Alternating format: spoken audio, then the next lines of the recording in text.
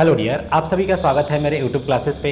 आज हम लोग आईसीएससी क्लास 10th का मैथ पढ़ेंगे और मैथ में चैप्टर 6 जो कि रेशियो एंड प्रोपोर्शन है उसको पढ़ेंगे। इससे पहले मैंने चैप्टर 5 जो कि क्वाड्रेटिक इक्वेशन है उसको कंप्लीट कराया है और उससे पहले मैंने जितने चैप्टर हैं उन्हें कंप्लीट कराया है। तो आप एक बार ज़रूर देखें और अपना बेसिक कंसेप्ट मजबूत करें। तो चलिए हम स्टार्ट करते हैं अपने इस नए क्लास।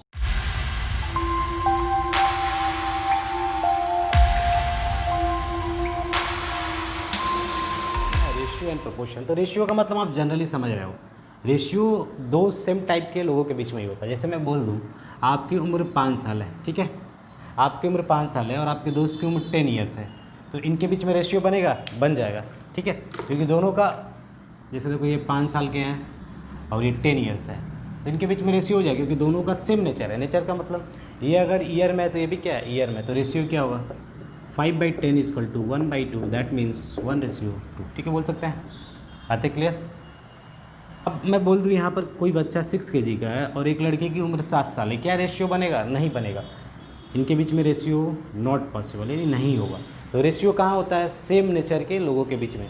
सेम नेचर मतलब अगर ये ईयर है तो ये ईयर होना चाहिए। जैसे कोई बोल दे 5 मीटर और 6 सेंटीमीटर में रेशियो बन सकता है, तो बन सकता है भाई, क्योंकि हम मीटर को तो सेंटी में कन्वर्ट कर सकते हैं या सेंटी को मीटर में कन्वर्ट कर देते। देखो 5 मीटर को हमने सेंटी में बदला तो कितना हुआ 500 सेंटीमीटर और यहाँ पर है 6 सेंटीमीटर।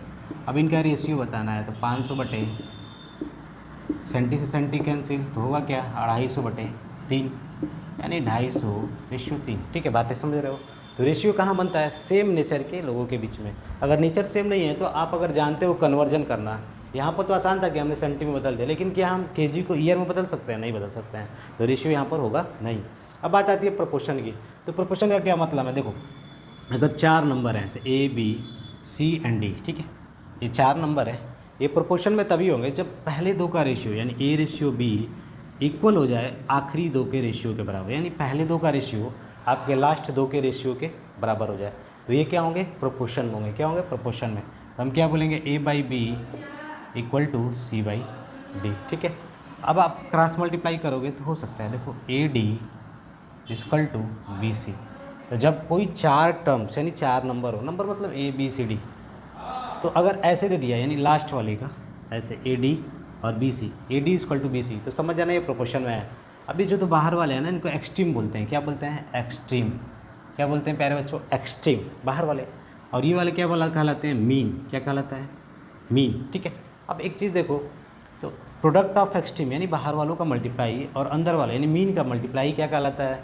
ऐसे। तो ये कब होगा? जब प्रोपोर्शन में होंगे तब, ठीक है। तो आप इसको ऐसे भी लिख सकते हो, देखो इस चीज़ को A/B प्रोपोर्शन C/D, ये प्रोपोर्शन का सिंबल है, यानी इन दोनों का रेशियो इस रेशियो के बराबर है, ठीक है।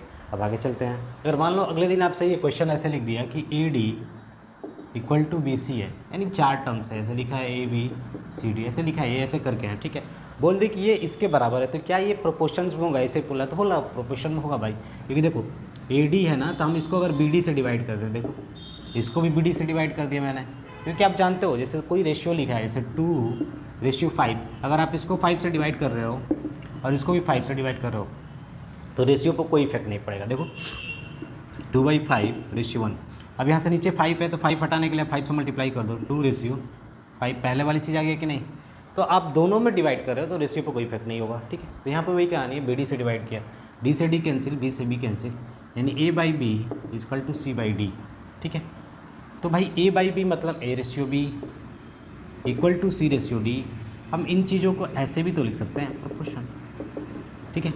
तो अगर ऐसे दिया है तो ये आप ऐसे ला सकते हो, यानी ऐसे दे दिया और बोल दिया क्या ये चीज़ें प्रोपोर्शन में है, ABCD आर इन प्रोपोर्शन, तो हाँ भाई हम BD से डिवाइड कर देंगे। आज समझ रहे हो ना? बस समझना है आपको कैसे क्या हो रहा है, ठीक है। तो ये प्रोपोर्शन में है तो बोल सकता है, तो हाँ प्रोपोर्शन में है, ठीक है। कंटिन्यूड प्रोपोर्शन का मतलब क्या होता है कि अगर मान लो आपके पास ऐसे टर्म है ABC, 3 टर्म्स हैं, ठीक है, तो इन दोनों का रेशियो यानी A/B किसके बराबर होना चाहिए?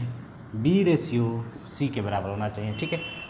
तो यानी पहले का और दूसरे का, एक बार पहला और दूसरा, फिर एक बार दूसरा और पहले का रेशियो ऐसे होना चाहिए। तो भाई तो इसको हम क्या बोल सकते हैं? A/B इक्वल टू B/C, यही तो बोलेंगे। तो इसका मतलब क्या हो गया? B² इक्वल टू AC, तो ये जो बी है ना आपका, इसको हम मीन बोलते हैं। क्या बोलते हैं? मीन। और ये क्या कहलाता है प्यारे बच्चों? एक्सट्रीम। क्या कहलाता है? एक्सट्रीम। ठीक है। तो अब देखो, अब क्या हो सकता है कि अगर आपको नंबर तो ऐसे दे दिया A B C D E, ऐसे बहुत से नंबर हैं। ठीक है। अब बोल देगा ये कॉन्टिन्यूड प्रोपोर्शंस में ई तक है, तो आप यही नहीं बोलोगे A बाई B, दूसरा, फिर दूसरे से तीसरे में, फिर तीसरे से चौथे में, फिर चौथे से पाँचवें में, ऐसे समझो। यानी ये वाली चीज़ें एकदम सेम इसके बराबर, ये वाली चीज़ें इसके बराबर और ये वाली चीज़ें इसके बराबर, यही कॉन्टिन्यूड प्रोपोर्शंस है। ठीक है, कॉन्टिन्यूड प्रोपोर्शन समझा। अब देखो इसमें एक चीज़ होता है थर्ड प्रोपोर्शनल, तो थर्ड प्रोपोर्शनल इसको बोलते हैं। फर्स्ट सेकंड में तो ये हो जाएगा, तो सेकंड का मतलब मीन प्रोपोर्शनल, ये बी की वैल्यू मीन कहलाती है और ये क्या कहलाएगा? Third proportional. ठीक है, तो क्वेश्चन करेंगे तो थर्ड प्रोपोर्शनल निकालने के लिए पूछता है, तो थर्ड प्रोपोर्शनल में ये निकलता है ऐसे। ठीक है, और आप समझ गए, अगर ऐसे कोई नंबर लिखा है तो कॉन्टिन्यूड प्रोपोर्शनल में कब होगा? जब दो का, फिर ऐसे ऐसे ऐसे। ठीक है, बातें क्लियर। यानी हम इस चीज़ को ऐसे ही बोल सकते हैं A/B equal to B/C equal to C/D, ऐसे बढ़ता जाएगा। ठीक है, बातें क्लियर। चीज़ आप इसमें जनरली याद रखिएगा, बी को क्या बोलते हैं? Mean proportional. Mean proportional B. ठीक है, तो बी की वैल्यू क्या आएगी? यहाँ से देखो, यहाँ से बी की वैल्यू क्या आएगी? √AC। ठीक है, तो यही मीन प्रोपोर्शनल है, और बाहर वाला और ये थर्ड प्रोपोर्शनल, सी वाला वैल्यू क्या कहलाएगा? Third proportional. ठीक है, मेन पॉइंट समझना जरूरी है, थर्ड प्रोपोर्शनल कौन है, ऐसे। ठीक है, अब जैसे अभी देखते हैं क्वेश्चन 8 और 10 पूछ दिया कि इसका थर्ड प्रोपोर्शनल बताइए। तो भाई अभी हमने कंटिन्यूड प्रोपोर्शनल में क्या बोला था? एक और नंबर होगा, C होगा, ABC। ये कंटिन्यूड प्रोपोर्शनल में तभी होगा जब पहले का रेशियो यानी 5/10 इक्वल टू 10/C हो, तो C को हमने थर्ड प्रोपोर्शनल बोला था। ठीक है, तो यहाँ से आप निकाल सकते हो C की वैल्यू क्या हो जाएगी? 20। ठीक है, तो C की वैल्यू कितनी होगी? 20, तो थर्ड प्रोपोर्शनल आपका क्या हुआ? 20। ठीक है, मेन पॉइंट से आप समझिए बातों को, बात क्या हो रही है। ठीक है, अब क्वेश्चन क्या सकता है, जैसे मान लो ऐसे दे दिया 1/2 x/5, बोल देगा x बताओ, तो आप कर सकते हो। इसका मतलब क्या था? 1/2 प्यारे बच्चों, इसका मतलब ये प्रोपोर्शन से x निकालना है तो क्रॉस मल्टीप्लाई 5/2। बातें क्लियर। ठीक है, तो इस टाइप का क्वेश्चन हो गया पहला, थर्ड प्रोपोर्शनल निकालने के लिए। दूसरा x। अब पूछ सकता है फोर्थ प्रोपोर्शनल बताओ, तो फोर्थ प्रोपोर्शनल में कैसा क्वेश्चन होगा? देखो ऐसे नंबर दे देगा 5, 10, 9। अब यहाँ पर बोल देगा फोर्थ प्रोपोर्शनल क्या होगा? तो फोर्थ प्रोपोर्शनल का मतलब क्या है? देखो 5/10 प्रोपोर्शन में 9 फोर्थ वाला नहीं मालूम है, मान लेते हैं D, यानी फोर्थ मतलब चौथे नंबर पर। ठीक है, और ये ABCD की बात हो रही है। और जब थर्ड प्रोपोर्शनल होता था ना, तो इसी B वाले को हम मीन में लेते, कॉन्टिन्यूड में लेते थे। देखो B फिर B/C कॉन्टिन्यूड में। ठीक है, तो यहाँ पर क्या हो जाएगा? 5/10 इक्वल टू 9/D। अब सॉल्व कर लोगे तो D की वैल्यू क्या आएगी प्यारे बच्चों? 18। ठीक है, आप सॉल्व करिएगा, 1, 2 क्रॉस मल्टीप्लाई 18। ठीक है, D इधर गया, 9 2 18। यहाँ तक बातें क्लियर। ठीक है, तो आपने थर्ड प्रोपोर्शनल समझा। अब मीन प्रोपोर्शनल के लिए क्वेश्चन क्या आ सकता है? देखो अब दो नंबर दे देगा 5 और आपका दे दिया 14। अब बोल देगा मीन प्रोपोर्शनल बताइए, तो आप बता सकते हो। मीन प्रोपोर्शनल का मतलब क्या होता था? बीच वाला नंबर। अभी पढ़े थे कंटिन्यूड प्रोपोर्शन की बात होती थी, तो 5/x इक्वल टू x/14। भाई कंटिन्यूड प्रोपोर्शन में 3 ही नंबर लिए थे पहले हमने, A, B, C, तो B वाले बीच वाला मीन कहलाता था, क्योंकि देखो यहाँ पर 2 बार आया। तो x² इक्वल टू क्या होगा? x² इक्वल टू 70, तो x की वैल्यू 70। ठीक है, पॉजिटिव 70। ठीक है, समझ रहे हो बात को? ठीक। अब देखो प्यारे बच्चों, क्वेश्चन क्या आ सकता है आपका? अगर x, 6, 18 और y कंटिन्यूड प्रोपोर्शन में है, तो x और y की वैल्यू बताओ। तो भाई एक सब चीज़ें कंटिन्यूड में, तो कंटिन्यूड में मैं क्या पढ़ा था? x/6 2 का, फिर अगली बार इनका 6/18, फिर अगली बार इनका 18/y। ये लॉजिक चलता है, आपको थोड़ा मोड़ा याद होगा तो समझ रहा हो, यानी 18/y। यही तो बातें हो रही थी भाई। 4 नंबर हो गए ना, तो A/B, फिर B/C, फिर C/D। ठीक है, तो आप यहाँ से देखो x निकालना है आपको ना, तो इन दोनों को एक बार ले लो, 36/18, दैट मीन्स x की वैल्यू 2। ठीक है, बातें क्लियर। अब y निकालना है, तो आप सिर्फ इस ब्लॉक को पकड़ लो, जिसमें y दिख रहा है उसको ले लो, टेक कर लो। 6/18, 18/y, y निकालना है, y क्रॉस उधर कर दो। ठीक है, यानी 54, तो y की वैल्यू कितनी आ गई? 54। ठीक है, तो आप निकाल सकते हो अगर जब नंबर्स कंटिन्यूड प्रोपोर्शन में हो तब। ठीक है, बातें क्लियर। देखिए अब क्वेश्चन क्या आ गया कि ऐसे दे दिया 10, 18, 22, 38। पूछ देगा क्या ये प्रोपोर्शन में है? तो पहला क्वेश्चन हो सकता है क्या ये प्रोपोर्शन में है, तो कैसे बताएंगे भाई। तो देखो 10:18 प्रोपोर्शन चेक करना है तो पहले भी कामा लगा दो 20:38, ठीक है। तो 5:9, 11:19 प्रोपोर्शन में नहीं है, ठीक है। पहला चीज़ मिल गया, प्रोपोर्शन में नहीं है, नो नहीं है। लेकिन अब एक बात आती है, क्या हम इसमें जोड़ें, यानी इस चीज़ों में हम क्या जोड़ दें। यानी जोड़ने का मतलब इसमें कुछ जोड़ो वही नंबर, इसमें जोड़ो फिर वही नंबर वही नंबर, तो क्या जोड़ दें तो ये प्रोपोर्शन में हो जाए। तो आप जानते हो प्रोपोर्शन होने के लिए क्या चाहिए प्यारे बच्चों, 10/18 इक्वल टू 22/38। ये तभी प्रोपोर्शन, अभी तो नहीं है प्रोपोर्शन में, तो हम जोड़ रहे हैं। जोड़ने का मतलब x जोड़ा, तो इसमें भी हम क्या जोड़ेंगे प्यारे बच्चों, x जोड़ेंगे, इसमें भी क्या जोड़ेंगे x, और इसमें भी क्या जोड़ेंगे x, ठीक है। जैसे ही जोड़ देंगे तो प्रोपोर्शन में हो जाएगा। आप सॉल्व कर लोगे, क्रॉस मल्टीप्लाई ऐसे कर लो, देखो 380 38x plus 10x plus x² equal to 18x plus 22x plus x², ठीक है। बातें क्लियर। अब यहाँ से x² कैंसिल। अब देखो ये 48 हो जाएगा और ये क्या हो जाएगा 40 इधर आएगा तो क्या बचेगा 8x, ये इधर जाएगा तो क्या बचेगा, देखो 16 बचेगा। तो x की वैल्यू क्या आ गई प्यारे बच्चों 2, ठीक है। अब बातें समझो, मेन पॉइंट्स क्या है, ठीक है। हमें जोड़ना है ना, तो भाई अब क्रॉस मल्टीप्लाई पड़े हुआ, ऐसे कर लो फिर ऐसे कर लो, यहाँ से x निकाल लो, सॉल्व करना आना चाहिए। क्योंकि देखो x² से x² कैंसिल, इन दोनों सेम नेचर के हैं, ये भी सेम नेचर का है, ठीक है। इनको जोड़ोगे तो 48 होगा, इनको जोड़ोगे तो 40, तो ये 40 इधर आएगा, 48 में से माइनस होगा तो 8x, ये नंबर इधर जाएगा तो माइनस हुआ तो 16, फाइनली x की वैल्यू 2। तो हम क्या जोड़ेंगे 2 जोड़ेंगे। अब क्वेश्चन हो सकता है क्या हम घटाएं, तो घटाने पे भी सॉल्व कर सकते हो। 10 - x, 18 - x, 22 - x, 38 - x, ठीक है। सॉल्व करोगे कोई आंसर आएगा। अगर क्वेश्चन ऐसे आ गया, ये वाली चीज़ें इसके बराबर है, तो आपको बोला है कि प्रूव करो कि a/b = c/d। तो हम कैसे प्रूव करेंगे प्यारे बच्चों, तो देखो ये लाना है ना, तो आप पढ़े हो क्रॉस मल्टीप्लाई करो। अभी तो कुछ हमने नियम नहीं पढ़ा, यही पढ़ा ना कि 2 का रेशियो अगले 2 के रेशियो के बराबर है प्रोपोर्शन में, और कुछ तो हम जान नहीं रहे कि बोला है।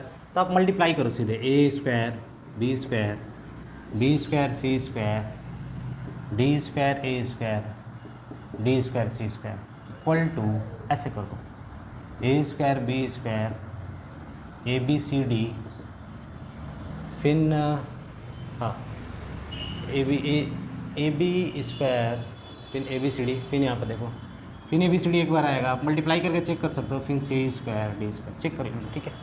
ab का एक बार इससे, फिर इसी ab का इससे, फिर cd का इससे, फिर एक बार इससे, तो देखो फाइनली क्या है कैंसिल होगा, ये ख़त्म और आपका c² d² ये ख़त्म, बचा ये चीज़ें, यानी b² c² d²।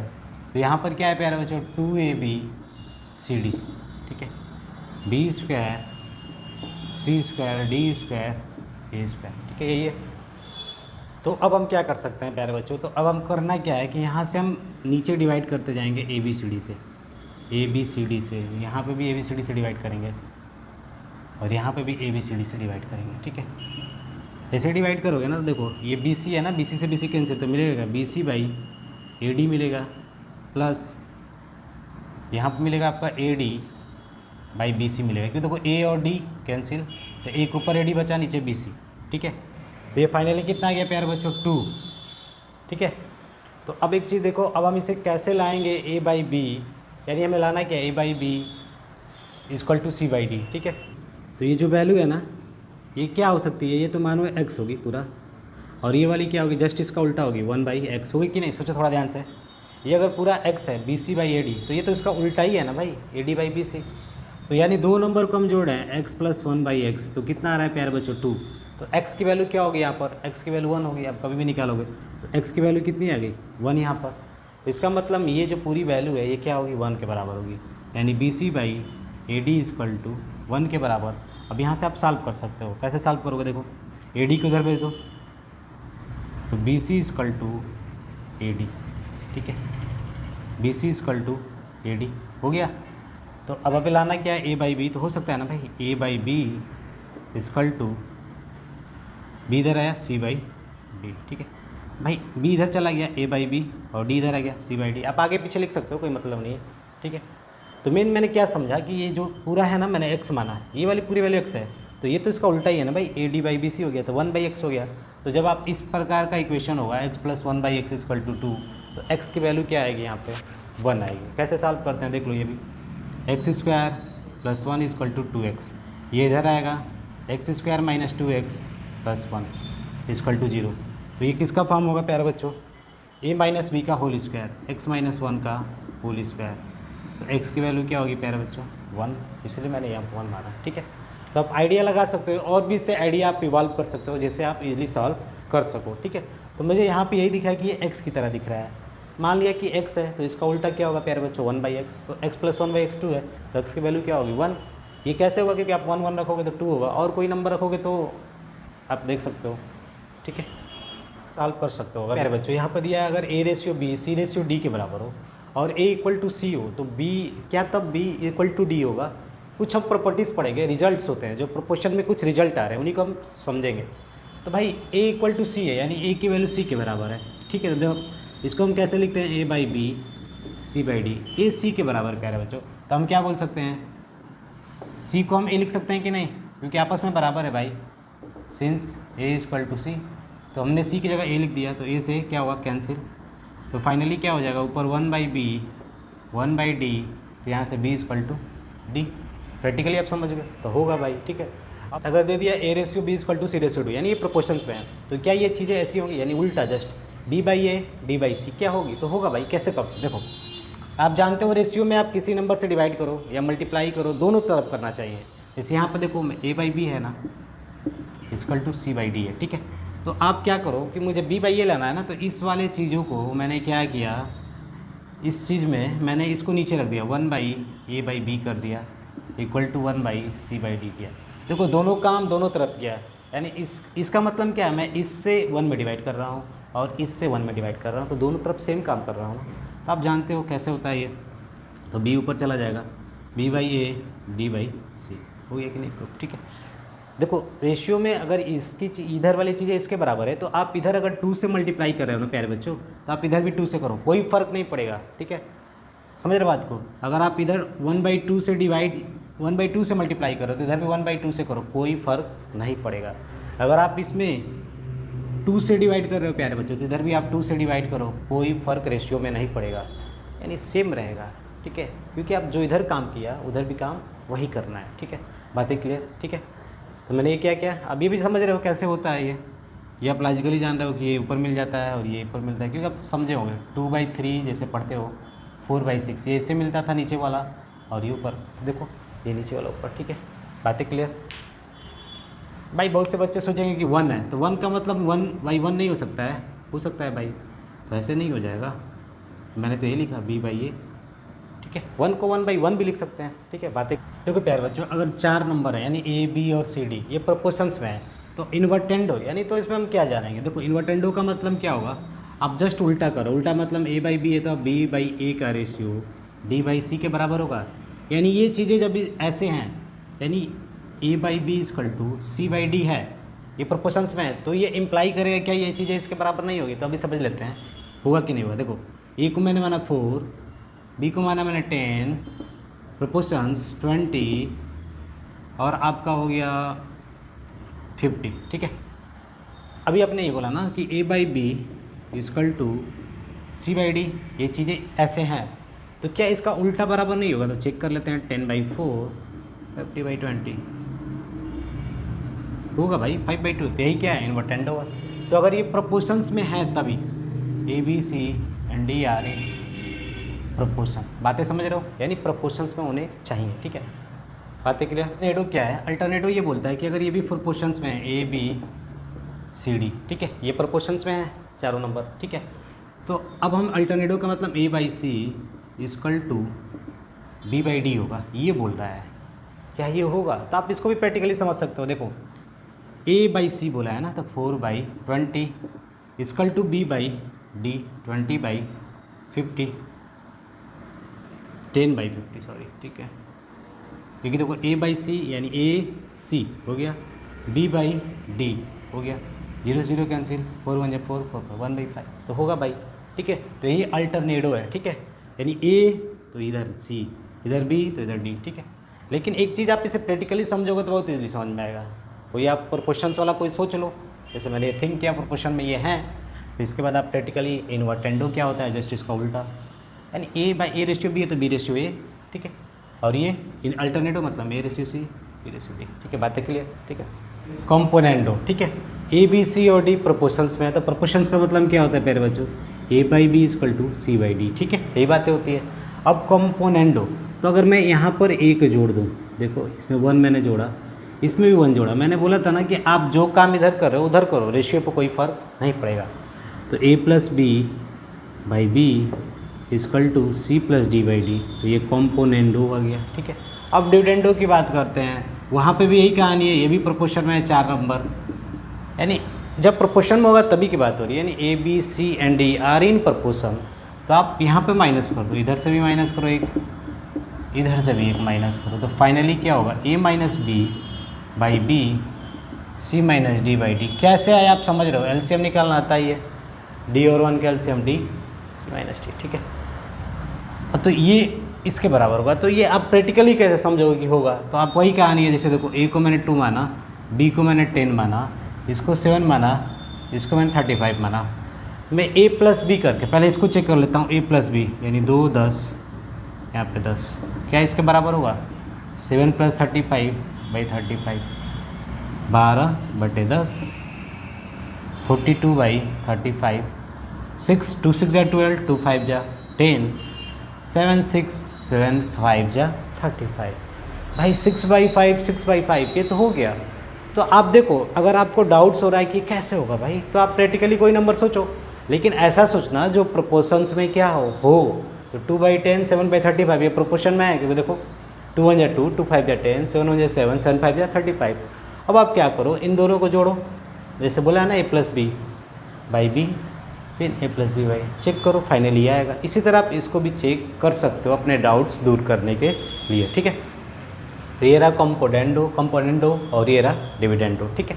ये कंपोनेंडो है और ये डिविडेंडो, और इनका मर्ज कर दें। मर्जिंग का मतलब क्या होता है, जैसे इधर वाला रेशियो है ना और ये वाला जो रिजल्ट है, इन दोनों का आपस में मर्ज कर दिया जाए तो एक और रेशियो क्रिएट हो जाएगा। वो क्या होगा, देखो A plus B by B में उस वाले से डिवाइड कर दो, यानी A minus B by B से डिवाइड कर दो, equal to C plus D by D से उस वाले से डिवाइड कर दो, यानी C minus D by B से।